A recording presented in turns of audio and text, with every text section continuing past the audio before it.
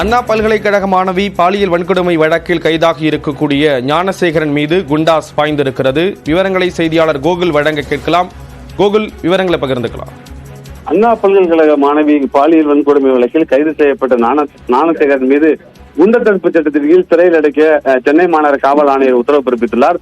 ஏற்கனவே ஞானசேகரன் கைது செய்யப்பட்டு சிறையில் அடைக்கப்பட்டுள்ள நிலையில தற்பொழுது இந்த வழக்கை சிறப்பு புலனாய்வு குழு பிரிவினர் விசாரணை நடத்தி வரக்கூடிய நிலையில் தற்பொழுது ஞானசேகரன் மீது குண்டர் தடுப்பு சட்டமானது பாயப்பட்டிருக்கிறது. ஏற்கனவே ஞானசேகரன் மீது பல்வேறு வழக்குகள் நிலுவையில் இருக்கிறது. இந்த வழக்கு மட்டுமல்லாமல் பல்வேறு குற்றச்சம்பவங்களில் ஈடுபட்டதாக அவர் மீது வழக்கு ஏற்கனவே காவல் நிலையங்களில் இருக்கக்கூடிய நிலையில தற்பொழுது குண்டர் தடுப்பு சட்டத்தின் கீழ் சிறையில் அடைக்க உத்தரவானது பிறப்பிக்கப்பட்டிருக்கிறது.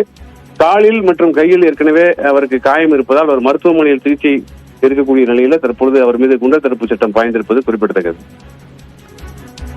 தகவல்களை வழங்கியதற்கு நன்றி கோகுல்.